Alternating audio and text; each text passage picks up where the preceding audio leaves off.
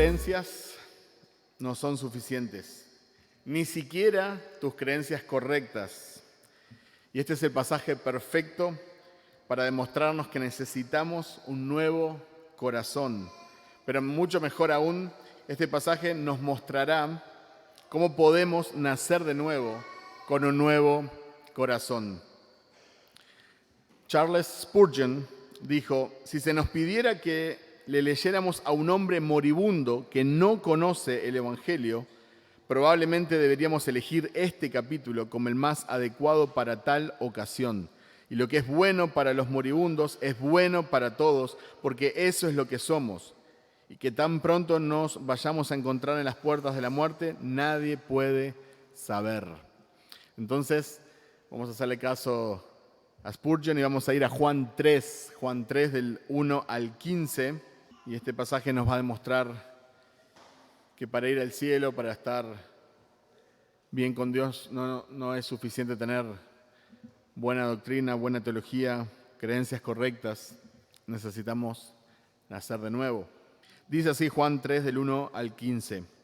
Había un hombre de los fariseos llamado Nicodemo, prominente entre los judíos. Este vino a Jesús de noche y le dijo: Rabí, sabemos que has venido de Dios como maestro, porque nadie puede hacer las señales que tú haces si Dios no está con él.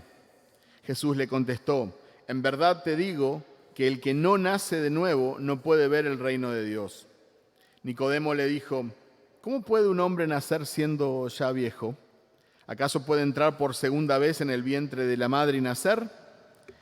Jesús respondió: en verdad te digo que el que no nace de agua y del Espíritu no puede entrar en el reino de Dios. Lo que es nacido de la carne, carne es, y lo que es nacido del Espíritu, Espíritu es. No te asombres de que te haya dicho: tienen que nacer de nuevo. El viento sopla por donde quiere y oyes su sonido, pero no sabes de dónde viene ni a dónde va. Así es todo aquel que es nacido del Espíritu. Nicodemo le preguntó: ¿cómo puede ser esto? Jesús le respondió: ¿tú eres maestro de Israel y no entiendes estas cosas? En verdad te digo que hablamos lo que sabemos y damos testimonio de lo que hemos visto. Pero ustedes no reciben nuestro testimonio. Si les he hablado de las cosas terrenales y no creen, ¿cómo creerán si les hablo de las celestiales? Nadie ha subido al cielo, sino aquel que bajó del cielo, es decir, el Hijo del Hombre que está en el cielo. Y como Moisés levantó la serpiente en el desierto, así es necesario que sea levantado el Hijo del Hombre, para que todo aquel que cree tenga en él vida eterna. El pasaje comienza mencionando a un hombre, y este hombre tenía una particularidad: era fariseo.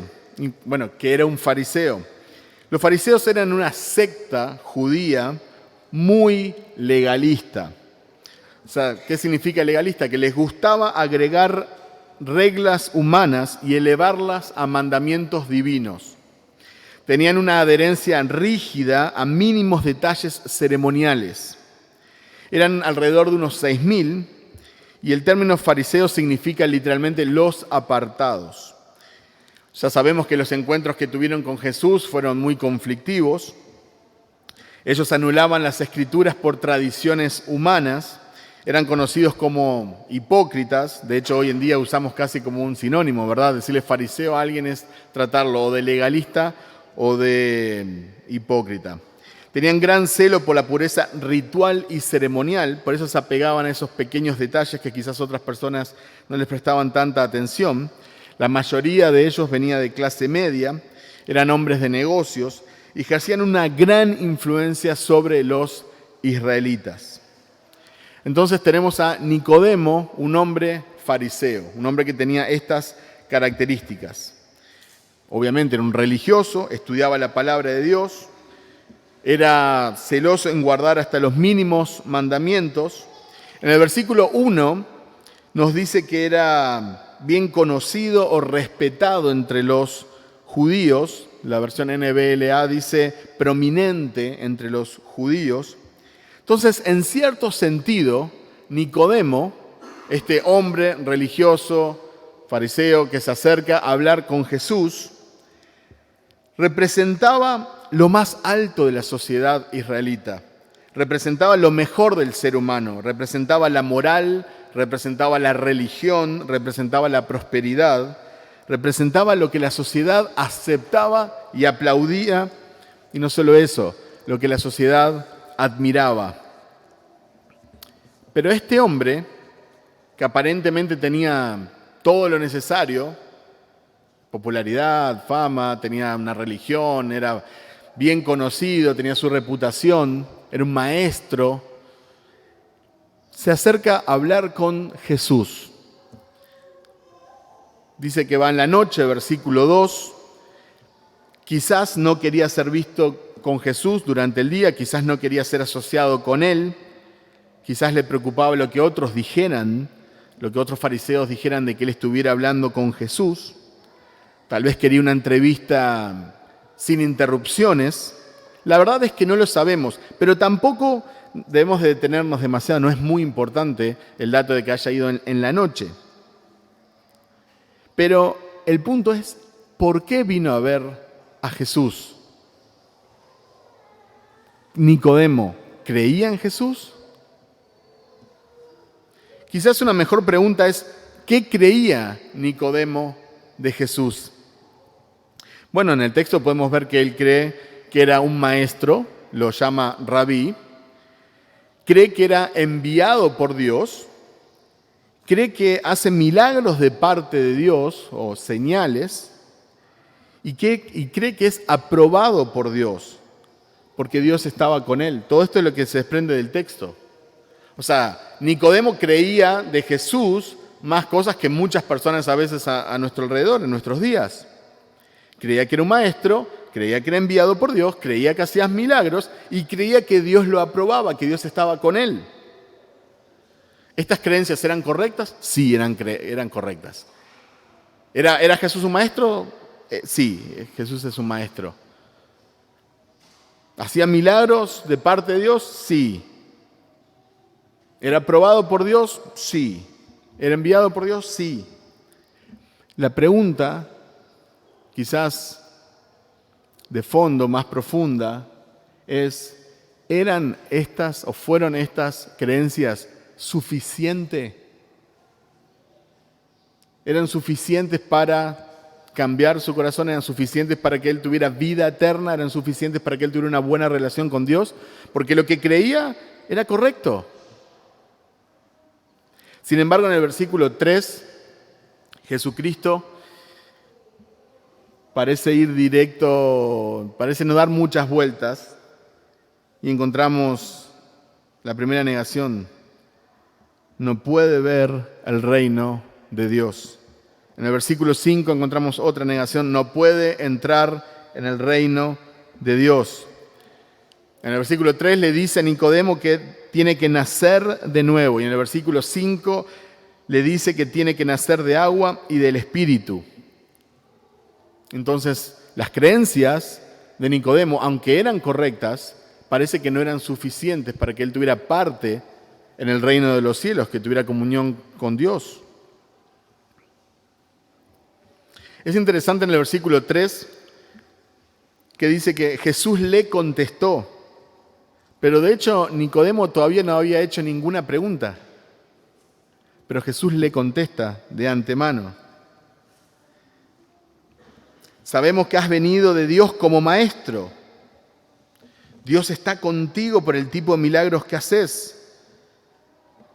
Pero Jesús, que todo lo sabe y conoce los corazones, le dice, si no naces de nuevo, no vas a ver el reino de Dios. Para la mayoría de nosotros sería como, Jesús, qué duro. Pará, Jesús. O sea, se está acercando religioso, viene en un sistema de, ¿sabes?, de religión, todo lo ritual, todo. La mayoría de los religiosos de la época no te quieren, los fariseos no te quieren, y él viene y más o menos cree en vos o cree algunas cosas de vos, se está acercando. Tratalo con más cariño, ¿verdad? O sea, decirle como, bueno, bien, podemos hacer un discipulado después, ¿no? Pero sin embargo vemos que Jesús es muy directo y de entrada le marca el camino. Nicodemo, si no naces de nuevo no vas a ver el reino de Dios. De entrada, nacer de nuevo. Nicodemo perfectamente le podía decir a Jesús, yo ya nací una vez y no me ha ido nada mal, me fue bastante bien. Nací en Israel, el pueblo escogido de Dios. Tenemos que recordar que los judíos de ese tiempo creían que por ser descendientes de Abraham tenían el cielo automáticamente asegurado. De hecho, algunos rabinos enseñaban que Abraham mismo hacía guardia en la puerta del infierno para asegurarse que ninguno, por accidente, algún distraído, terminara ahí.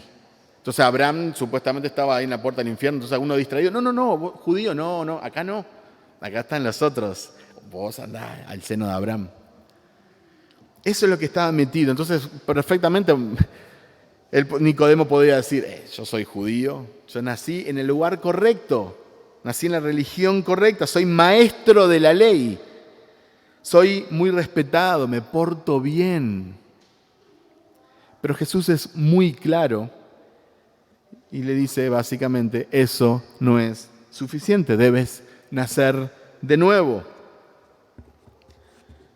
Es una nueva vida, un nuevo corazón, una nueva mente, una nueva criatura, una recreación.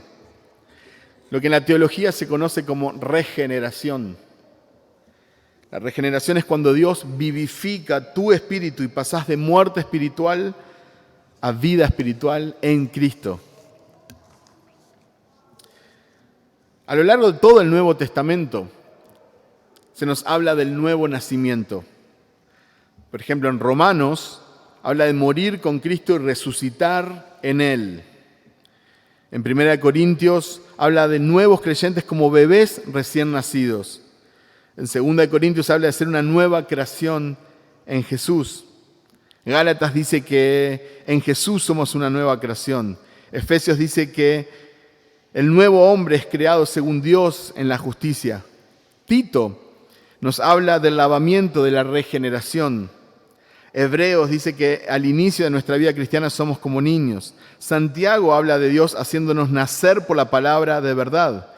Primera de Pedro habla de haber nacido de nuevo por la gran misericordia de Dios. Y también habla de nacer de nuevo a partir de una semilla incorruptible. Y así podríamos citar otros pasajes.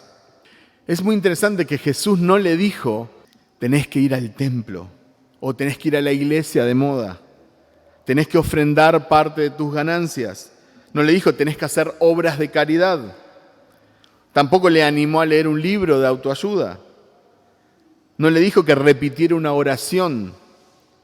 No le dijo que tenía que memorizar las escrituras, cosas que los fariseos hacían.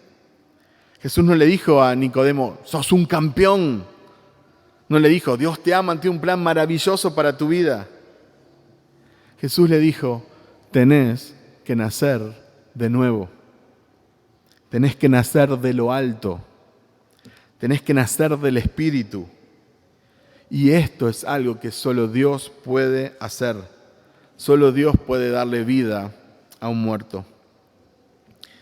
Una vez más voy a citar a Charles Spurgeon.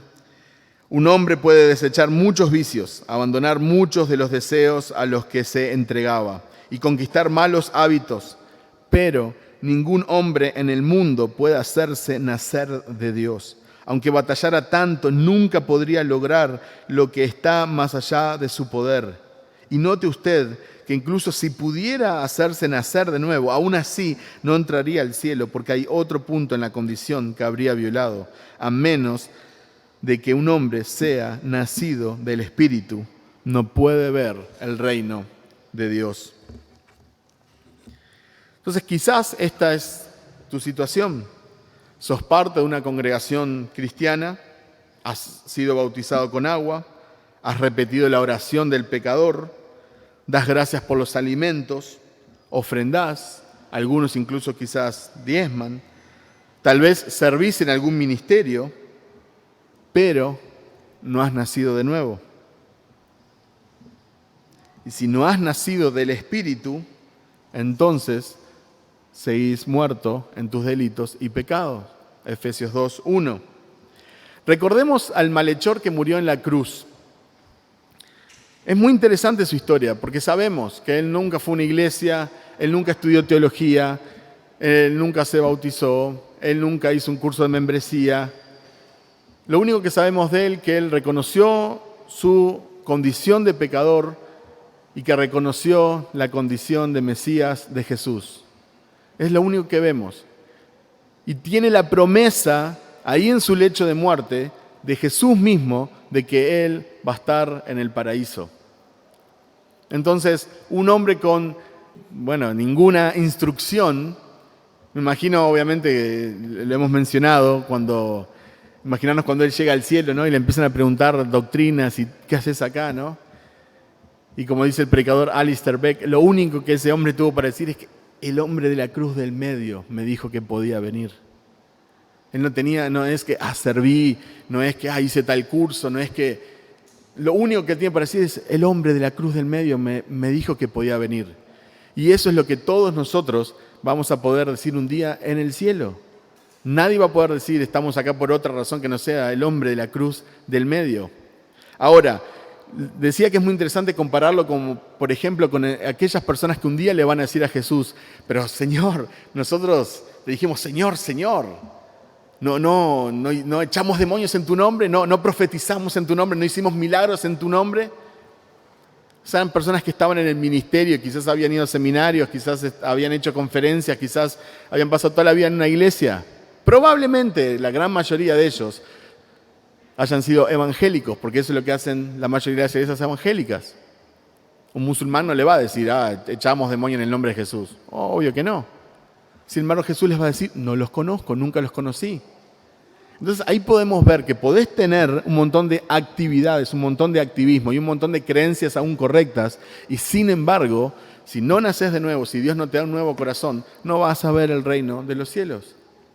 Juan 3:5 dice, Jesús respondió, en verdad te digo que el que no nace de agua y del Espíritu no puede entrar en el reino de Dios. En este contexto, nacer de agua significa nacer de nuevo por la palabra de Dios. En otros pasajes de la Escritura, el agua representa la palabra de Dios. Somos purificados en el lavamiento del agua de la palabra. Algunos pasajes que podemos mencionar es Juan 15:3, que dice, ustedes ya están limpios por la palabra que les he hablado. Efesios 5:25 al 26, dice, maridos, amen a sus mujeres, así como Cristo amó a la iglesia y se dio él mismo por ella para santificarla, habiéndola purificado por el lavamiento del agua con la palabra. Tito 3:5 dice, Él nos salvó no por las obras de justicia que nosotros hubiéramos hecho, sino conforme a su misericordia, por medio del lavamiento de la regeneración y la renovación por el Espíritu Santo. Y especialmente Juan usa mucho este simbolismo del agua aplicado a la palabra. Quizá Nicodemo, como buen maestro de la ley, persona que memorizaba la ley, que conocía muy bien las Escrituras, estaba recordando también algunos de los pasajes que decían los profetas. Ezequiel 36, 25 al 27, me pueden acompañar si desean, Ezequiel 36, 25 al 27. Entonces los rociaré con agua limpia y quedarán limpios. De todas sus inmundicias y de todos sus ídolos los limpiaré. Además, les daré un corazón nuevo y pondré un espíritu nuevo dentro de ustedes. Quitaré de su carne el corazón de piedra y les daré un corazón de carne. Pondré dentro de ustedes mi espíritu y haré que anden en mis estatutos y que cumplan cuidadosamente mis ordenanzas. En el versículo 8 de Juan 3, volviendo a nuestro pasaje, Jesús dice, el viento sopla de donde quiere. La idea de Jesús es, no comprendemos todo acerca del viento, pero vemos los efectos. Y así es justamente el nacimiento del Espíritu. Nicodemo no tenía que entender todo sobre el nacimiento antes de que él mismo lo experimentara. Nosotros no vemos el viento, pero aún así sabemos lo que es y lo sentimos. La obra del Espíritu es invisible, pero tiene evidencias claras. Voy a repetir una vez más. La obra del Espíritu Santo en un creyente es invisible, pero tiene evidencias claras. Versículos del 9 al 12, los voy a leer una vez más para recordarlos. Nicodemo le preguntó, ¿cómo puede ser esto? Jesús le respondió, ¿tú eres maestro de Israel y no entiendes estas cosas? En verdad te digo que hablamos lo que sabemos y damos testimonio de lo que hemos visto, pero ustedes no reciben nuestro testimonio. Si les he hablado de las cosas terrenales y no creen, ¿cómo creerán si les hablo de las celestiales? Una vez más, también hay una pregunta que es válida de Nicodemo. ¿Cómo puede ser posible esto? Cualquiera de nosotros, Nicodemo, déjame explicarte, mirá, sentate. Pero vemos también a Jesús directamente haciendo responsable a Nicodemo de su ignorancia. Tú eres maestro de la ley, Nicodemo, tú eres maestro de la ley. Jesús lo hace responsable a Nicodemo. Jesús no lo excusa. Quizás no te lo enseñaron en el seminario, diríamos hoy en día. Bueno, quizás en la iglesia que vas no enseña bien. Bueno, el pastor que escuchás quizás no. No, Jesús no da excusa. Eres maestro de la ley. Deberías de saber de estas cosas. Nosotros somos responsables de ser ignorantes muchas veces de la palabra de Dios. En muchas ocasiones somos ignorantes de la palabra de Dios y es por nuestra responsabilidad. Y esto no solo aplica a maestros, pastores, predicadores. Hay gente que lleva años en la iglesia y no sabe ni lo más básico del Evangelio. Por otro lado, puede ser muy intelectual y no ser espiritual, como el caso de Nicodemo. El mucho conocimiento no te hará nacer de nuevo. Pero por otro lado, no debemos de ser ignorantes, esa es nuestra responsabilidad. Los versículos del 13 al 15 dicen, nadie ha subido al cielo sino aquel que bajó del cielo, es decir, el Hijo del Hombre que está en el cielo. Y como Moisés levantó la serpiente en el desierto, así es necesario que sea levantado el Hijo del Hombre, para que todo aquel que cree tenga en él vida eterna. Y este es el corazón del pasaje, me animaría a decir. Acá es donde básicamente Jesús se predica a sí mismo. El Evangelio se trata de Jesucristo. Nadie ha subido al cielo sino aquel que bajó del cielo, es decir, el Hijo del Hombre que está en el cielo. Y como Moisés levantó la serpiente en el desierto, así es necesario que sea levantado el Hijo del Hombre, para que todo aquel que cree tenga en él vida eterna. Jesús es más que un maestro. Jesús es más que un revolucionario. Jesús es más que un filósofo. Jesús es más que un mártir que murió por sus ideales. Jesús es más que un profeta. Jesús es el Hijo de Dios. Jesús es el único medio de salvación. Jesús es Dios hecho hombre. Jesús es el Rey de Reyes. Jesús es el Señor de señores, el Dios vivo y verdadero. Jesús es el creador del cielo y de la tierra, que creó todo para su honra y gloria. Es el Todopoderoso, el Señor de todo, el Salvador de quienes en Él confían. Él es Jesús, el Cristo, el Mesías. Hay muchas religiones que creen. Hablo con mis amigos musulmanes y todos creen que Jesús es un profeta, creen que Jesús está vivo, creen que Jesús va a volver. Pero ellos no creen que Jesús sea Dios. Ellos no creen que Jesús sea el único Salvador. Y así podría seguir hablando de un montón de religiones o sectas del cristianismo. Todas tienen creencias correctas, pero esas creencias no son suficientes. Y aún nosotros que podemos tener una doctrina sana y una teología sana y correcta y ser una iglesia bíblica, y bueno, esa es nuestra lucha, luchamos por ser una iglesia lo más bíblica posible. Pero si no nacemos de nuevo, nosotros no nos vamos a presentar al cielo con un diploma. Mirá todo lo que estudié, mirá los cursos que hice, mirá los debates en los cuales participé. Nos es necesario nacer de nuevo, nacer de lo alto, nacer del Espíritu, que Dios mismo nos dé un nuevo corazón. Jesús dice, debe ser levantado como Moisés levantó la serpiente en el desierto. ¿Para qué? Dice. Propósito, para que todo el que cree en Él tenga vida eterna. Ahora, nosotros entendemos, estamos muy familiarizados con los versículos que vienen, que todavía no leímos, como Juan 3:16. Porque de tal manera amó Dios al mundo que dio a su Hijo unigénito. ¿Para qué? Para que todo aquel que en él cree no se pierda, mas tenga vida eterna. Pero ¿qué es esta referencia a una serpiente en el desierto? Debe ser levantado como Moisés levantó la serpiente en el desierto. Esto es una cita directa a Números 21, 4 al 9. Y me gustaría que me acompañen a Números 21, 4 al 9, porque cuando entendemos esta cita, nosotros vamos a entender el corazón del Evangelio, vamos a entender el corazón del mensaje de Jesús a Nicodemo. Números 21, 4 al 9. Partieron del monte Hor por el camino del Mar Rojo para rodear la tierra de Edom. Y el pueblo se impacientó por causa del viaje. Y el pueblo habló contra Dios y Moisés. ¿Por qué nos han sacado de Egipto para morir en el desierto? Pues no hay comida ni agua y detestamos este alimento tan miserable. Y el Señor envió serpientes abrasadoras entre el pueblo, y mordieron al pueblo, y mucha gente de Israel murió.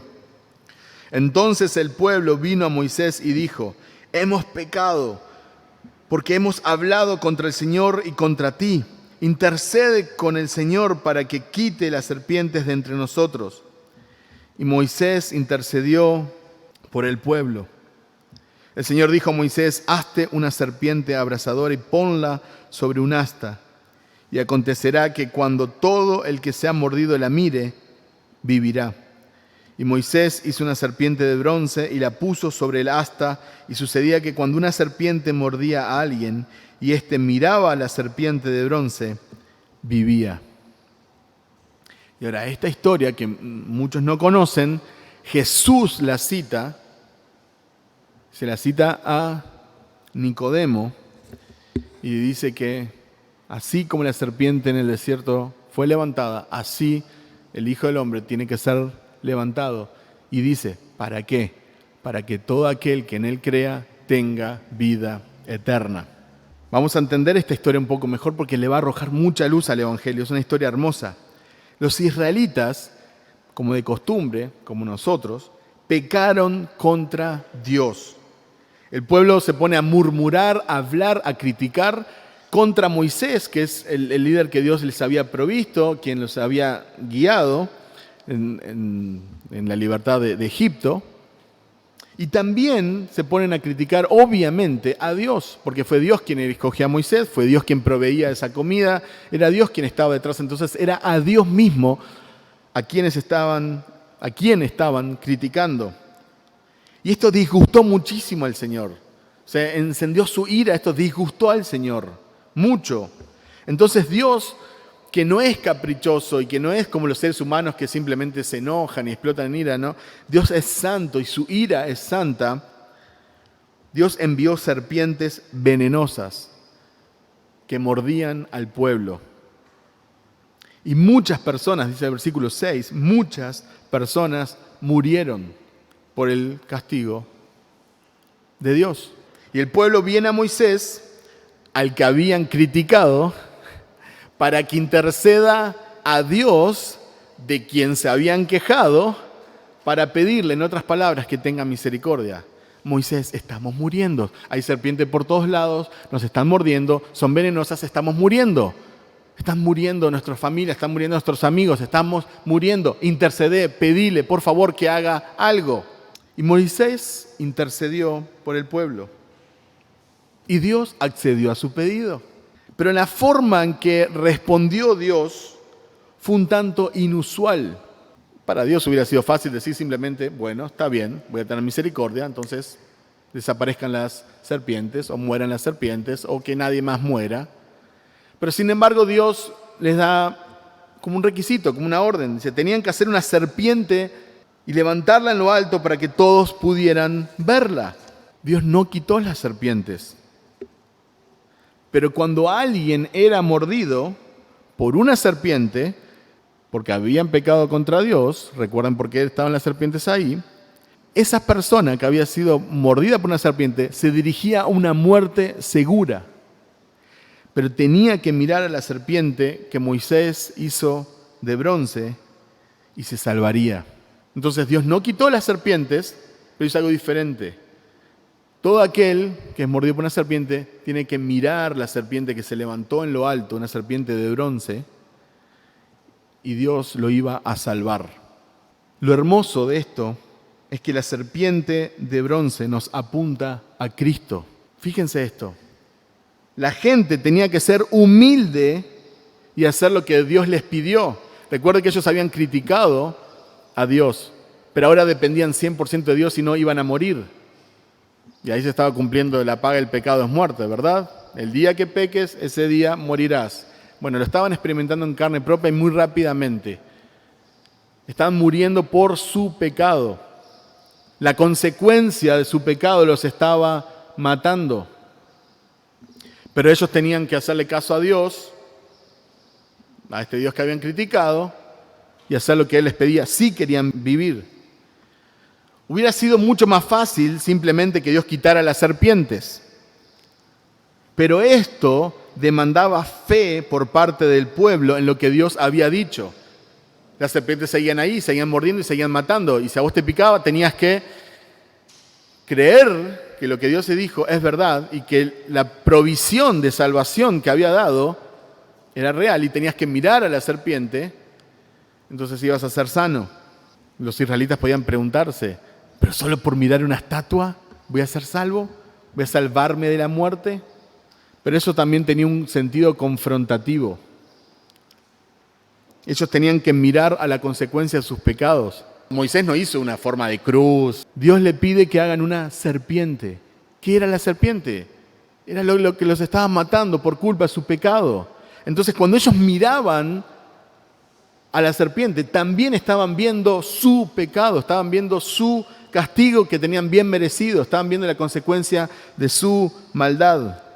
Ellos tenían que mirar y reconocer que estaban muriendo por pecar contra Dios.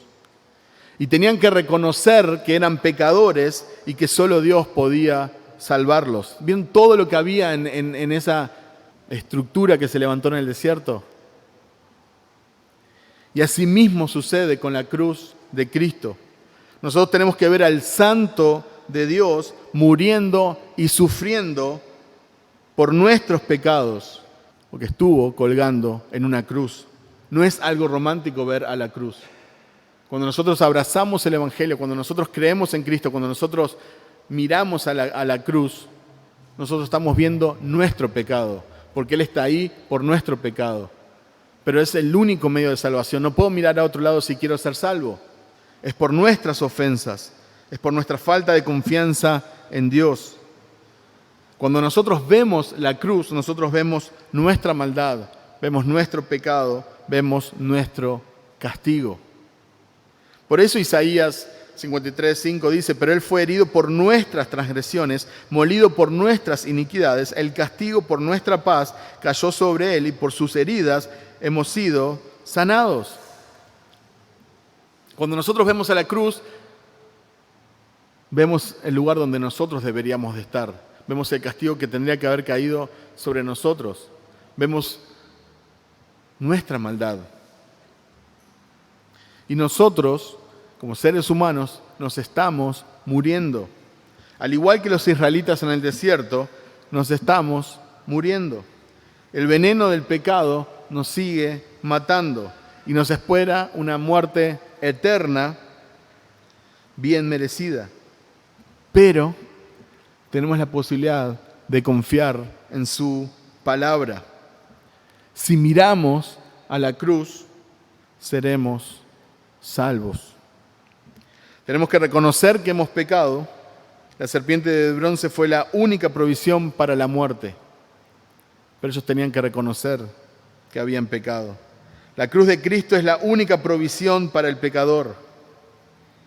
Pero tenemos que reconocer que hemos ofendido a Dios.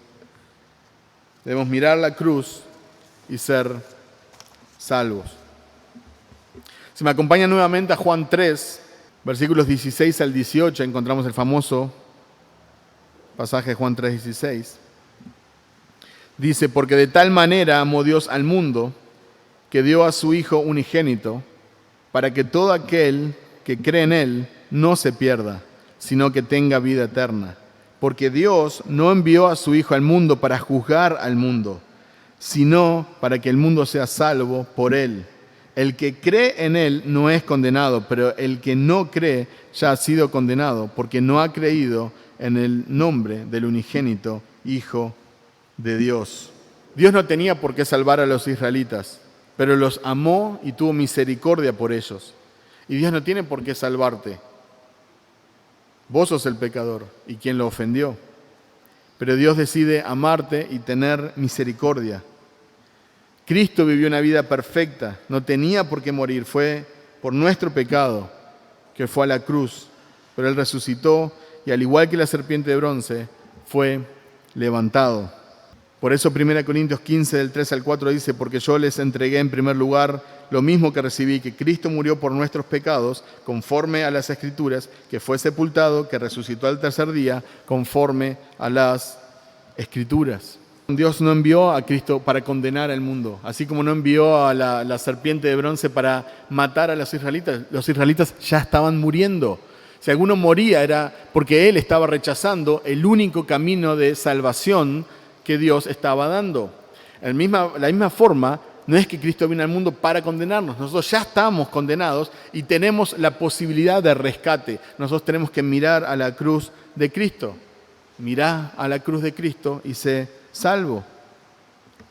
Y tenemos que mirarlo antes de que sea demasiado tarde, porque el veneno del pecado nos está carcomiendo y Cristo es nuestra única esperanza. Agustín de Hipona dijo, los judíos miraron a una serpiente para ser liberados de las serpientes y nosotros miramos la muerte de Cristo para ser liberados de la muerte. Los israelitas no podían sanarse a sí mismos. Por más que buscaran, no había ninguna medicina que los salvara. Tenían que mirar a la serpiente. Ninguno merecía ser salvo, pero tenían que confiar en la gracia de Dios y poner su confianza en lo que Dios había dicho que los salvaría. Efesios 2, 8, 9 dice, porque por gracia ustedes han sido salvados por medio de la fe, y esto no procede de ustedes, sino que es don de Dios, no por obras, para que nadie se gloríe.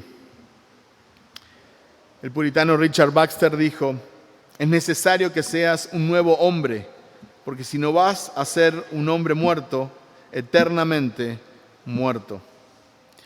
Tus creencias no son suficientes, ni aún las creencias correctas. Necesitamos un nuevo corazón, necesitamos nacer de nuevo, nacer del Espíritu de Dios. Necesitamos confiar en Cristo, lleno de gracia, lleno de amor, pero necesitamos poner nuestra fe en Él y creer en el Evangelio, que es el único camino que nos dio para ser salvos y vencer a la muerte. Amén. Oremos.